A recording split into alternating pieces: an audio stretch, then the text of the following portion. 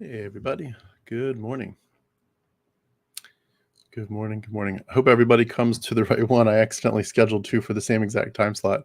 So hopefully everyone sees it. The one is not going to happen, and this is the one I'm going to be in. But my apologies for that oversight. Happy Saturday morning. Hope everybody's doing okay. And we'll get started here in just a minute or two.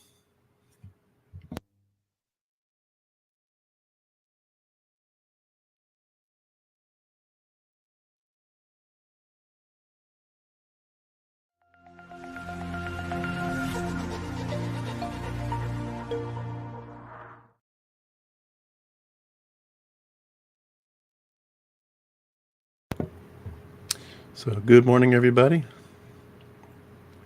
Again, happy Saturday. Hey, Accidentally Agnostic. Great to see you. Appreciate you being here. And today, in just a second, we're going to talk about the question of, not the question, but the topic of atheism is not the goal. And I know for some of you that's very near and dear to your hearts already. I've heard many of you say things in different words, but to the same extent. So I know it's an important topic for a lot of us. But I just kind of wanted to put a few more thoughts behind it, and I hope it's helpful.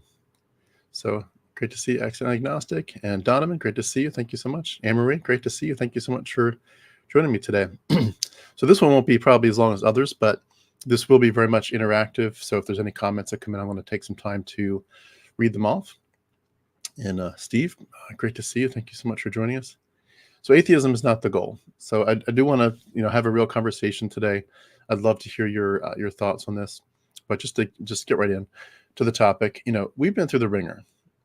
We've been through a lot. A lot of us that have been doing this, especially those of you that have shared your story with me, I can confirm you've told me some horror stories. Deconstruction is really hard, and it feels a lot. Hey, Derek, great to see you. Hey, Tay, great. Thank you so much for joining me.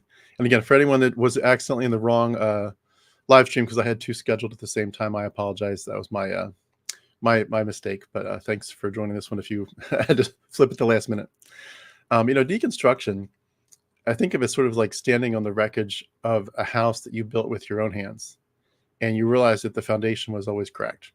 And there's a real aching that's inherent in that process. You're watching everything fall apart, piece by piece.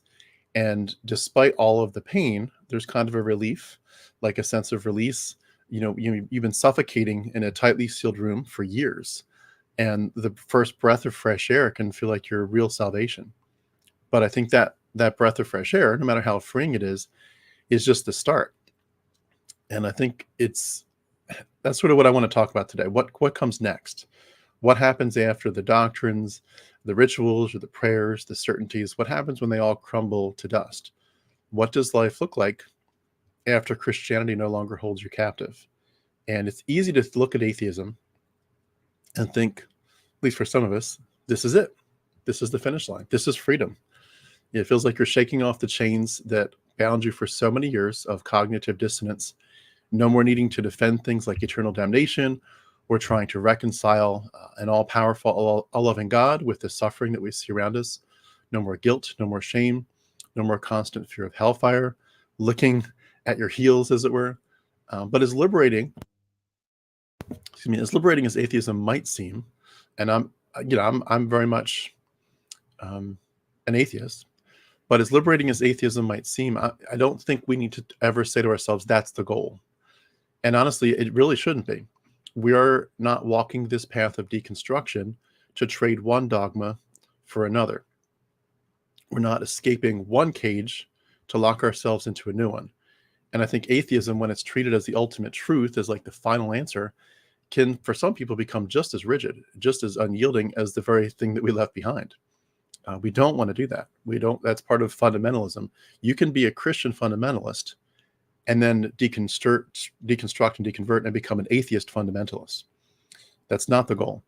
So I do want to explore this together a little bit, sort of hopefully with open minds and open hearts. And let me look at a few quick comments here. Anne-Marie says, atheism was never the goal for me. Just happened after reading the Bible cover to cover. Yeah, that's awesome. I would ditto that very much, Anne-Marie. I certainly wasn't looking for a reason to sin, as most Christians think. Yeah, for sure. Same man, for me, it took 3 times of reading cover to cover for the veil to be removed, so to speak. Yeah, great way to put it. I love that analogy. Stephen, each day is ours without the chains to hold us back. Truth does set you free. Agreed. That was the real nail in the coffin for me. Absolutely. And so again, we're going to dig into this a little bit, hopefully with open minds, open hearts.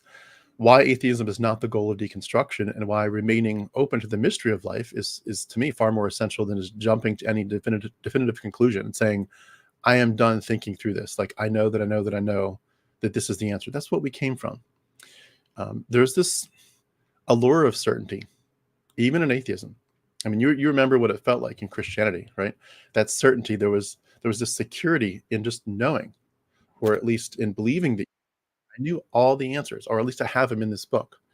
And they were handed to you, neatly wrapped in verses and doctrines. And if you were confused, there was always a scripture to lean on to give you that answer. And if you doubted, there was always a church elder or pastor or priest to redirect you, to remind you of what you're supposed to believe. But I think that certainty can be a double-edged sword. Yeah, it's comforting, but it also smothers you. It tells you that curiosity is dangerous, that doubt is sinful, and that there's no room for deviation from the path. And in Christianity, that path for all of us was, for many of us, I should say, was very narrow and very rigid. And we were sort of hemmed in by this fear of punishment by asking the wrong questions. Atheism can do the same thing.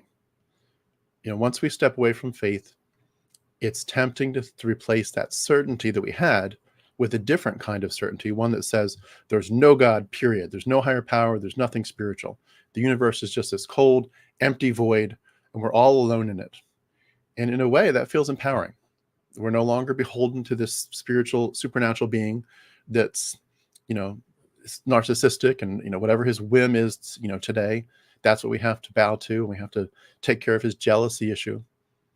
But is it really freedom just to simply say, we're sure that we have the answer? I don't think it's wrong to lean into atheism if that's where your convictions take you. And that's where mine took me. I don't think there's any evidence for a God, at least not the way we define God. Is there something else out there? There's just nowhere near enough information to make a decision in my mind. But when we start to treat atheism as another truth, as a new kind of certainty, we may not necessarily really be free still. We might just be building ourselves a different box to put our minds into. One that could close off all of our sense of wonder, and that insists that we've got it all figured out. And I think we run the risk of becoming the very thing that we left behind: closed-minded, dogmatic, and arrogant. And I know that's part of our communities. I see the comments, and I think there's some arrogance that should be there, a pride in what we've done, the fact that we've escaped something that could have taken us to our deathbeds. We should be proud of ourselves for so many brave decisions that we've taken. But the arrogance that goes way over the top that I still sometimes see in atheist groups, it kind of concerns me. You know, there's a beauty behind agnosticism and that freedom of saying, I just don't know. I mean, think back to the first time you really looked at the night sky, not just glanced at it, but really looked at it, stared at it. And you felt this sense of awe, this overwhelming feeling that we're just this tiny little speck in something unimaginably vast. Like, we truly can't figure out how big this thing is. Our minds do not have that scale that we can consider. And in that moment, didn't the world feel bigger to you than you could ever comprehend? And wasn't there something beautiful? I mean, there was to me in not knowing, in just marveling at the sheer mystery of it all. And I think agnosticism is sort of offering that same kind of freedom. It allows you to stand in the middle of life's biggest questions and simply say, I don't know. And I'm okay with not knowing. And maybe that's the more important part of the equation. I don't know, and I'm okay with not knowing. It's understanding that maybe there are things about the universe that we just can't comprehend yet. Maybe there are forces or dimensions we don't have the capacity to perceive or to understand. And maybe the truth is so much larger than the human mind can actually grasp. We simply don't know. I think there's a reality of this humbling of uncertainty. Like, instead of trying to pin everything down like we do when we were Christians, agnosticism invites us to be humble and say, You don't have to have all the answers. And in that humility, there can be an immense freedom. No more pretending you've got it all figured out. No more feeling like we've failed if we can't explain the mysteries of existence. We can simply be in awe, in wonder, in peace, and be okay with that. I'm going to go to some comments here for a second here. I've kept talking there for a minute. Let's see here. Stephen says, each day is ours without the chains to hold us back. Truth does set us free. Yep, absolutely.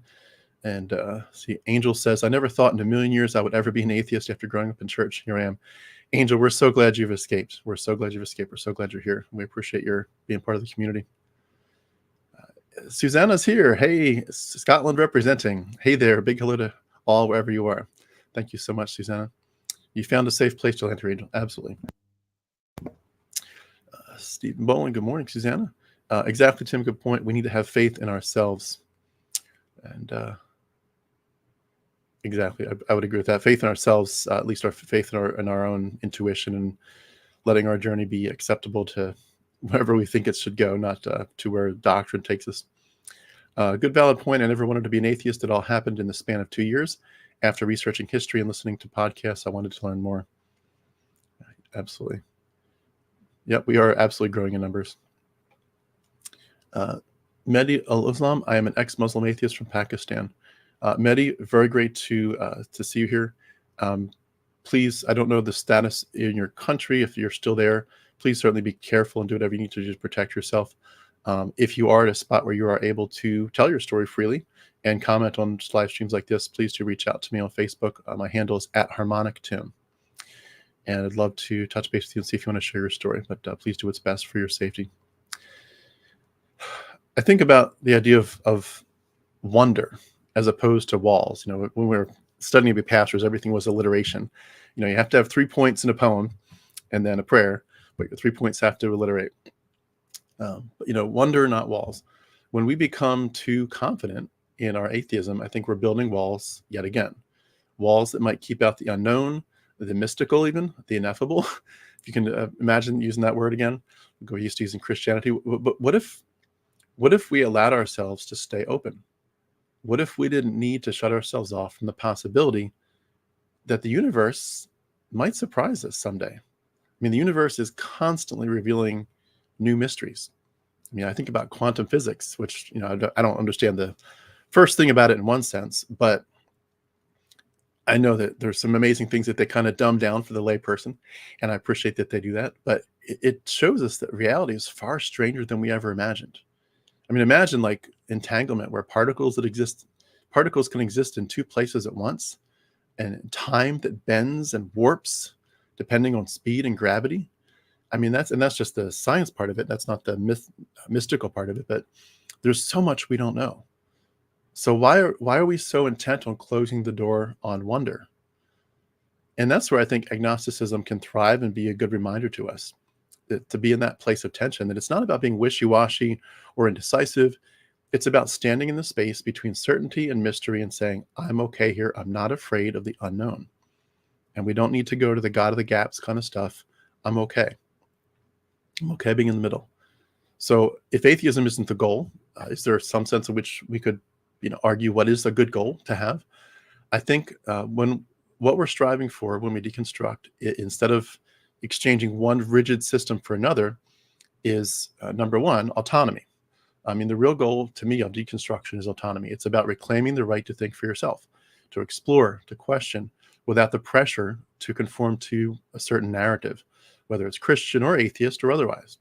We've spent a lot of time under the thumb of someone else's truth. And now it's time to find our own. Autonomy is about being able to say, I'm not going to follow a path that doesn't make sense to me, that doesn't resonate with me, that feels uncomfortable, that doesn't add up historically or archaeologically or scientifically. It's giving yourself that permission to explore different ways of thinking, different possibilities, without feeling like you have to fit neatly in one camp or the other. I think it means not letting anyone else tell you what to believe.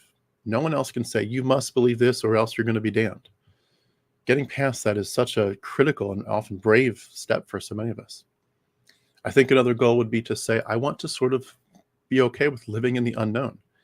If the goal is not to have all the answers, then maybe it's to embrace the questions. Maybe part of this for us, at least knowing that our lives are so finite and that we're not going to live long enough to find the answers, maybe this really is for us about the journey, not the destination. And what if we find more beauty in the unknown? And of course, beauty being a replacement for the old fear that we used to have. I'd like to think about living a life where every day is just a chance to learn something new and to uncover another layer of the mystery. And as I uncover it, it's still going to be a mystery at the end of the day. And to smile at that and say, it's okay. And instead of needing certainty, we could cultivate more and more curiosity and be happy with that. Life isn't a puzzle with one solution. It does, at least it appears to me to be an endless mystery, unfolding, as it were, in real time. It's like you're standing at the edge of a vast ocean and you cannot see the other side. I mean, imagine going to, the Atlantic Ocean on the east coast of the United States and trying to see, the UK or France or Spain. It's just too far away. You cannot see the other side. And we're trying to, map every wave. We're trying to chart every current between here and there. And we're trying to, dissect it all. And it's like, maybe we can just step back and say, I don't know. I can't see what's on the other side of this vast ocean, but I can appreciate its beauty, especially at sunset. Just stand there. Let the sound of the waves and the seagulls and the smells of the beach, let it just wash over you. Take it in. I think another big goal for me is being free from dogma, whether it's the dogma of religion or the dogma of hardcore atheism. We don't need to be tethered to absolutes anymore. The point of this journey is not to land on a final answer. Remember that was that weakest link. Is that it? You are the weakest link. But no, that's not it. What is that? There's some game show I remember where they were saying, "Is that your final answer?" And you had a chance to call people, say, "Hey, can you help me out here?" I forget what it's called. Maybe someone in comments can tell me what it was. But, it's like, what is that your final answer? And that's what we feel like we're kind of being driven to all the time. What's your final answer? Is it Christianity? Is it atheism? What is it? What is it? What is it? Like, stop. I don't need to answer that question. I don't have a final answer. There may not be a final answer. And we can live in such a way that we're no longer constrained. Oh, who wants to be a millionaire? Thank you, Billy. We're no longer constrained by black and white thinking. We can explore these infinite shades of gray that make up reality.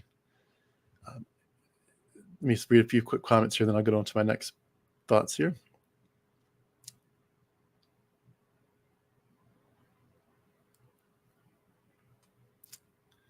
Mehdi asked, why don't I give the StreamYard link?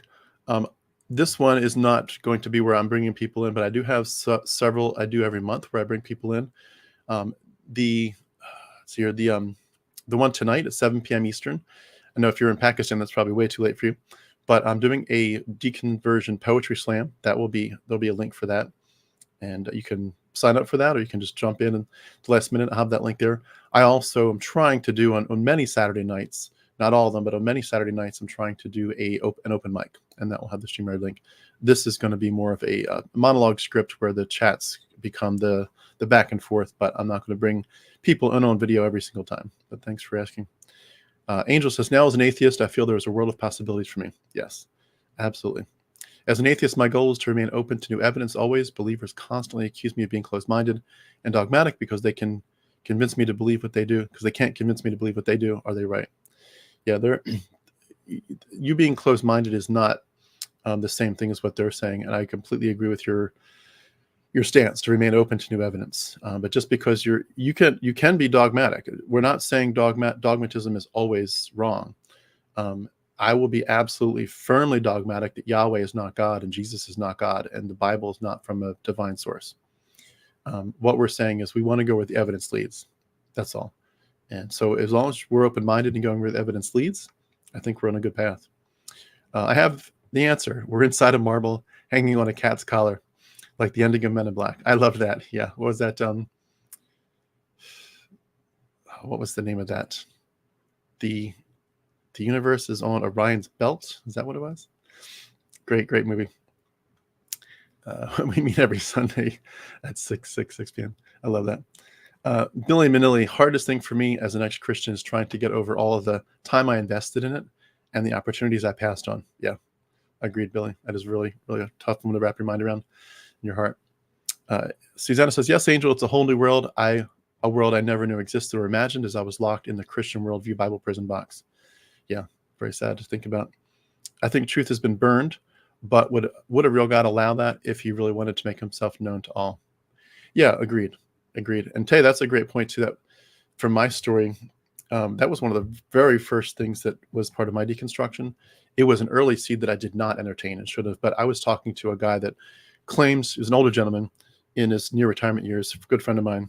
He and his wife did Greyhound rescue, and I would go with them to their events. They would take greyhounds to wineries. It's called the Greyhound Wine Tour. And I'd go to these Greyhound wine tours with them and just love on these greyhounds, such beautiful dogs. And he was like a very liberal Christian. I asked him, like, Larry, where are you with this? Are you really a Christian or not? And he simply said to me, we had a little time after one of the events to chat. And he's like, Tim, let me just put it this way. If a God wanted to make himself known to the whole universe, to the whole world, show his love, show his character, would he really send his message only to one little tribe and one little part of the planet? Would he really do that? Does that make sense? And of course, at the time I had an answer. But yeah, he would have wanted to make himself known to all.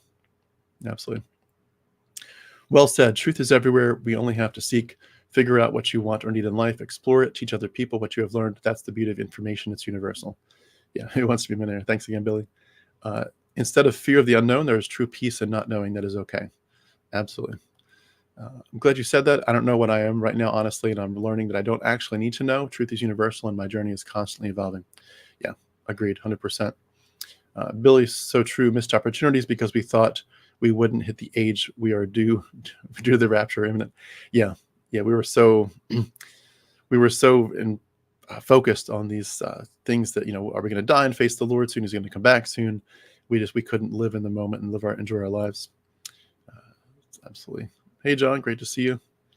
And Anne-Marie, if God wants me to know him, he knows where to find me. Yeah, exactly. So going back to a few thoughts here to wrap us up, I think atheism can become another form of fundamentalism. I think if we're not careful, atheism can become its own form of fundamentalism. It can start to mirror the kind of rigid mindset that we fought so hard to escape. And I think when atheism becomes about proclaiming with this absolute certainty that there is no God, there's no higher power, there's no mystery, I don't know that we could argue that we're really living in freedom at that point. We're sort of living in the same kind of box we were in before. We've just painted it a different color. In Christianity, we were told, do not question. We were told that doubt was dangerous and that it could lead us astray. And I think in atheism, that same mindset can creep in. The idea that questioning the atheistic perspective is somehow weak, or labeling yourself spiritual. Like, what if you use the word spiritual? I've seen people who are like, if you use the word spiritual, that's inherently woo-woo. That's inherently like another new age thing. Like, no, if you want to go take a walk up on the mountain and you're looking out at the vista or whatever, you're walking with your dog and you're looking at the sunset, looking at the stars at night, and you feel somehow connected to this universe, which we no doubt are. We know we come from stardust, but there's ways in which we're connected. There's mysteries. If someone is attacking you or you feel at least threatened by using the word spiritual, shut that out. You take your path. It's your path. You do you.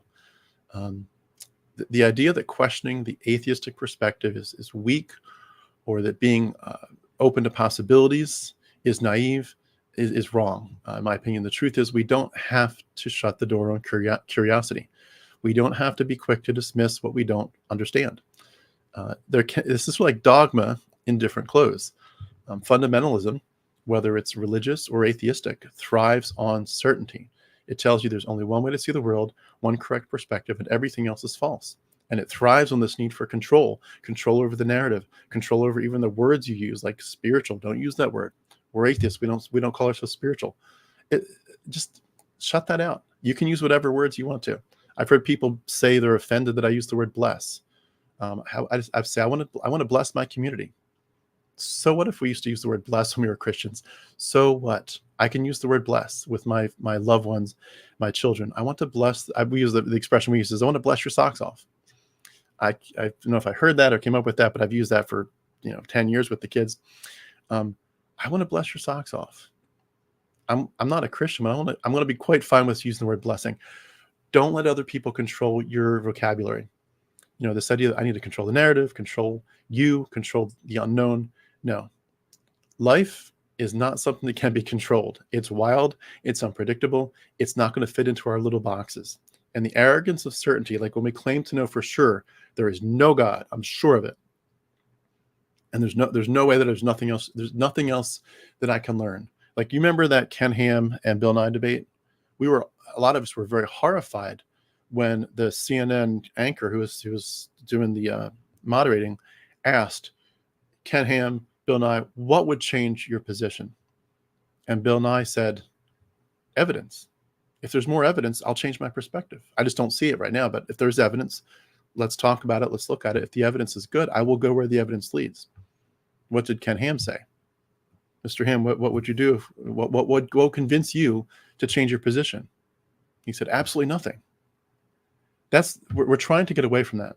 We're really trying to get away from that. When we claim that we know for sure this or that, we're falling into the same trap of arrogance that religion fostered in us. We're pretending that we have all the answers and that we figured out the vastness of this universe. We're these little, like, especially when you look at just not just the vastness of space and how small we are, how small the planet is and how small we are on this planet, but how short of a time we've been on this planet compared to how long it's been here and the universe has been here. We have just arrived. We just evolved. Like, a split second ago, we just showed up. And here we are, bam, oh, I just arrived. I know everything. Come on. Really, come on. We're a tiny speck in an incomprehensibly large cosmos that's been around for a long time that we cannot fathom. We are just stardust floating through space, trying to make sense of reality that is far beyond our grasp. So why act like we've reached the end of the story? We need to reclaim wonder and stay open to possibility. We know that there's more to life than just facts and figures. There is something magical about being alive. I was privileged and honored to see my 4 children all being born. I was there as it were catching them. Just that idea alone of watching a baby being born and seeing the beauty of babies, glancing up at you when their eyes first get a chance to, when they stop crying and they can look at you. You can connect. When you look up at the stars at night, when you see those sunsets where the sky is just on fire, there's something magical about being alive, about experiencing beauty and joy and love and connection and feeling like the poetry that's inside of you, the lyrics, like your life is a poem, your life is a book, your life is a song, and you feel like you just want to sing. It's about experiencing all that. And, looking at that sunset, looking at the edge of the ocean and feeling something stir deep inside you, standing under a sky full of stars and feeling small and yet significant all at the same time. Maybe, just maybe, we don't need to explain it all. Maybe we don't need to dissect and chloroform and catalog the mystery of existence in order to live fully. What if the best path forward for us is to simply embrace the wonder and stay open to the possibility that there are things we don't know yet? The goal for me is living it all. The goal is not to deny the beauty of the universe or to strip it of its mystery. It's not to make it into it's just math and there's nothing else.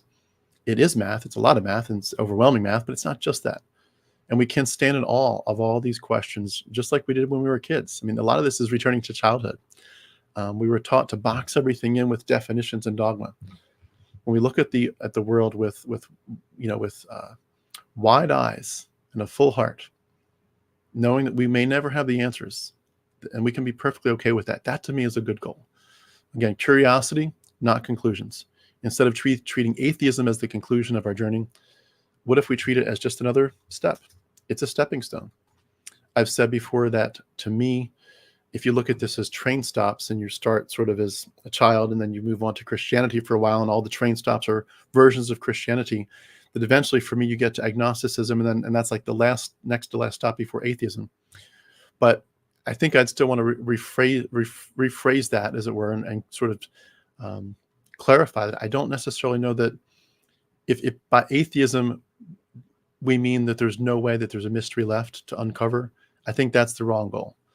Agnosticism in the sense of Christian agnosticism, like I think God's still there and maybe he's just going to save us all someday, this universal, Yahweh's going to take us all to heaven. In the end, love wins. I think that form of agnosticism is garbage, because it's maintaining Yahweh and Jesus as God.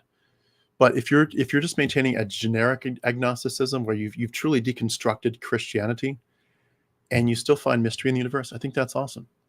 To me, the goal is to live in peace with myself, to embrace that mystery, to stand in the freedom of uncertainty, and to wake up every day and say, I don't know the answers. That's okay.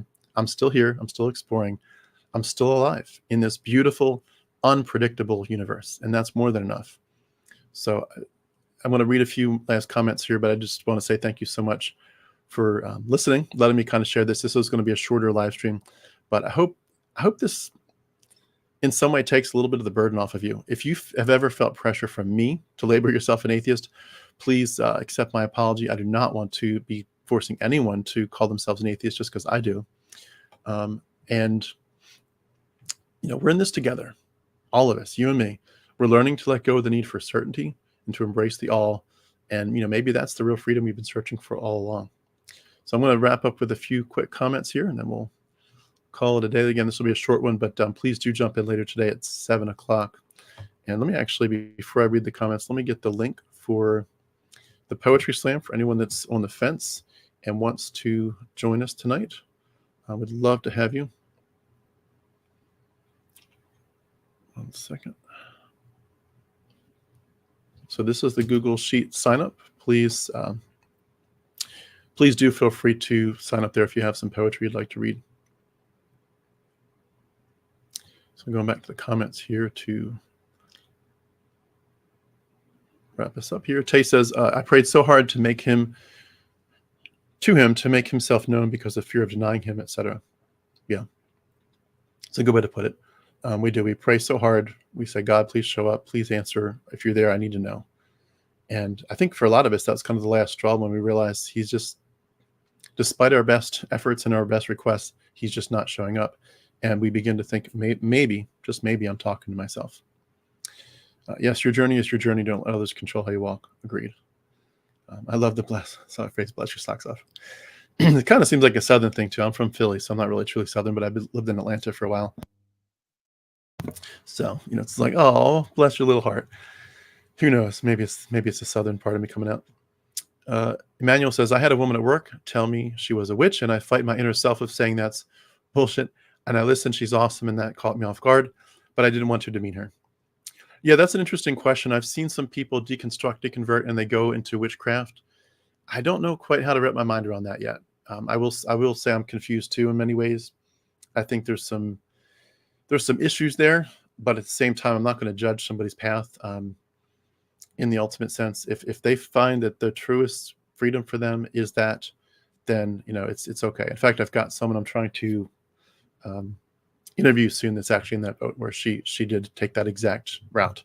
She deconstructed heavily, and she would probably call herself a witch, or at least she dabbles in some kind of thing like that. Her story is, I'm not typically aiming for that audience or for that interviewee, but her story is unique enough that I think it's gonna be worth hearing if we can get her. But anyway, agreed 100%. You can always learn something new. Absolutely. Maybe God isn't to be known, and we are just to be and make the best of this life, be kind, loving, and help others. Yeah. Maybe there's if somebody wants to land in deism, I don't personally land there, but deism is an option.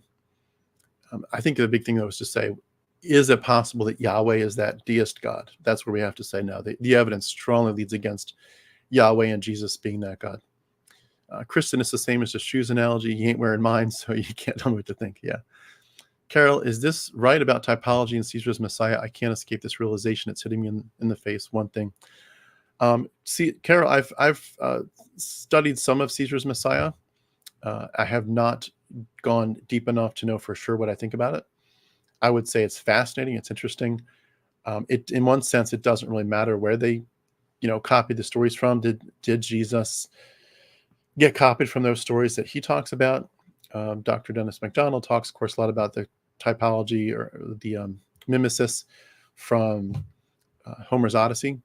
There's a lot of copying from the Old Testament. Jesus is the new Joshua, he's the new Moses, he's the new David, he's the new Israel. It's possible. A lot of those things do seem strangely like, when you line them up, like, okay, this happened in history. and then this story and the Gospels happen like this, like those almost, it's too creepy. Like that looks like they copied from something Caesar did. But to say for sure, it's above my pay grade at the moment. I wouldn't be able to say it. I wouldn't want to become the academic in the room, because I'm not a historian. I'm not that academic. I'm trying to be. I want to be, but I don't want to put myself in that shoes. But I wish you the best. I would say if you're interested in studying the mimesis and the typology, I would go deeply into Dennis MacDonald's work too. That's a big piece of this. It's hard to imagine how small we truly are. Yeah, and how short of a time we've been here. Yeah, I'd agree. Atheism for a lot of us is the consequence of reality. Agreed 100%. Maybe our job is just live and be, and that's okay. Just live your life to the fullest. Yeah. A good one is I caught myself with using the Christian lingo or praying over food, but I turned it to thank the workers serving the farmers, growing, and all the drivers distributing. Yeah, it's a great way to put it. I think some people embrace the title witch as a way to empower themselves and don't actually buy into creepy magical thinking. I call myself a witch just to what I come from. I love that. Just to middle finger it. Very true eyes. Exactly. Tim is one of those guys who's making a mark on the timeline of human history. Thank you. I definitely want to be part of the conversation, at least, that someday people look back on and say this was a pivotal time when humanity stopped believing in mythologies. Yeah. Our voices are swelling. We are becoming a tsunami. I feel the same thing. I do the same thing maybe in regard to blessing my food. It's so much more meaningful to thank the people who deserve it. Yeah, agreed, 100%. Agnostic gives cover to theists. Yeah, I would agree. It can be a cop-out for some people, just to say, I don't want to think too deeply about it. I don't know, so I'm just going to say I'm agnostic. I think it's important to keep the idea of wonder open. So, to me, to the idea that, why is there so much math in the universe? Why is there, when you really dive into pi, like 3.14, and when you really dive into the Fibonacci sequence, it's kind of creepy. It's kind of some of it's like, oh, weird. That's really too weird. I mean, going beyond just like basic level explanations that we got in math class. I mean, going into extreme depths of the Fibonacci sequence and what it's doing in the universe, going into pi and what it's doing in the universe, where it shows up, going into things like quantum physics. It's like there's some serious mysteries here, especially quantum entanglement. I mean, that's just like, wow, that doesn't make sense. There's just mysteries, and I love if people don't like the word agnostic, maybe just to say I'm studying the mysteries of life and I'm enjoying the journey. Maybe that's a good way to put it. Let's see here. So again, sign up for this Poetry Slam if you can come tonight. And thank you, Pete Sony. You too. Hope you have a great day. Sometimes I feel like to give a testimony on your channel, I had to be an atheist, and if I wasn't, I'd get laughed off channel. No, Kristen. My big thing for my filter for who can come on the channel is, course number one, can you do it somewhat professionally? It can't be sloppy. Can you tell a story?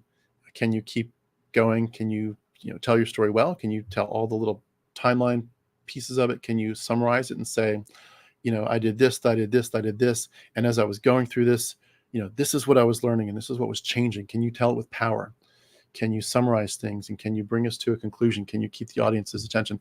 That's just about being a storyteller. But if you're landing in agnosticism, the biggest thing is, would you agree that Christianity is mythology and that Christianity has absolutely no relevance to our lives? If you'd agree with those kind of things, it doesn't mean you can't say, well, I like this verse where Jesus says, turn the other cheek, or a soft answer turns away wrath. I get it. There's some basic philosophy you can grab from Christianity, but you can grab it from other places.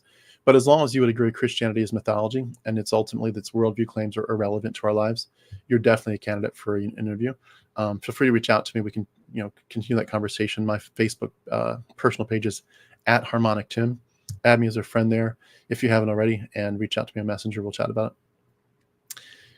I call myself a research for the truth person. Yeah, agreed. Absolutely. Always amazes me people need to believe in something, just have been thinking on that thought. Yeah, we all feel like we got to have something to cling to. It's really interesting. That it's almost like you wonder what would life be like if we had just grown up completely agnostic, like we just nobody talks about religion at all. would it have ever come up in our minds automatically? What if there were, maybe that's a good a topic for a live stream sometime, to be honest. Imagining a world where no one around us ever used the word God or afterlife or heaven or hell. Would we come up with some need for something bigger if everyone around us never, ever, ever brought that topic up? Would we do it in our own right? Or would we just go along with the flow? It's interesting to think about. He doesn't exist. Yeah, I don't think he exists personally. I'm an atheist. I would call myself even a materialist. I don't think there actually is something spiritual in this universe, but I do think that we feel spiritual. And I think it's important to acknowledge that, that even though it's not what we're defining when we were the same definitions as when we were Christians, I think it's important to say we feel like we are. I don't think I've got some kind of higher connection apart from, just the regular stuff of, the actual material that we're made of, quantum physics. But in terms of a spiritual transcendence, I don't think there's anything actually transcendent, but do I feel like there's a transcendence? Oh, absolutely. I live as if life is transcendent. Is it? I don't think so. I would bet all the chips on that life is not transcendent, and that there's no afterlife, there's no heaven or hell. I would bet all the chips that nihilism is the most accurate version of reality to live by. Can you live in nihilism? Absolutely not. You cannot live in nihilism. You can acknowledge it and say that's what I philosophically believe. You cannot live there. You must live as if it does matter, as if it does count. And that's the way I live my life. Emery says, if a God peeked his head through the clouds and announced, I'm here, I would be the first to say, my bad, I believe. I don't see that happening. Yeah, very, very true. I like that. Yeah, truth seeker. Life is like a poem. Nothing rhymes. Yeah, it's definitely stream of consciousness poetry. I'm right there with you. I always say, sign me up to study God's word. Crickets, because all we have is man's words. Yeah, true. I cling to the truth, and I've stopped praying and repenting. That's great, Carol. Yeah, definitely stop repenting. Enjoy your life. Well, everyone, thank you so much. Again, this is a shorter one. We didn't get even to 45 minutes, but I just wanted to kind of put this out there. I think it's a good reminder to us all that atheism is not the goal. I hope you will think about that. Again, take it anything that I bring in these live streams. I know and expect and appreciate that you all take it to the next level in your comments and your personal messages to me. I love how you hone my thoughts with me, and hopefully we can come up with better and better ways to think through these topics. But I appreciate you being part of this discussion with me. It means a lot to me. It really does. And I want that feedback. I relish it because it makes me think better and makes me think, yeah, I didn't think about that. And that's a lot of what all of us have been going through is, I didn't think about that, or I didn't know that. That's good information. So anyway, thank you so much, and we'll see you tonight. Hopefully, some of you for the poetry slam, either as the audience and or one of the actual presenters. If you don't think to sign up to the last minute and you just show up at 7:00 Eastern, please don't feel like you can't come in the live stream. I'll have the link. Even if you don't sign up, just pop one in. We'd love to hear you and love to hear your poetry and your lyrics. Thanks again. Have a great day.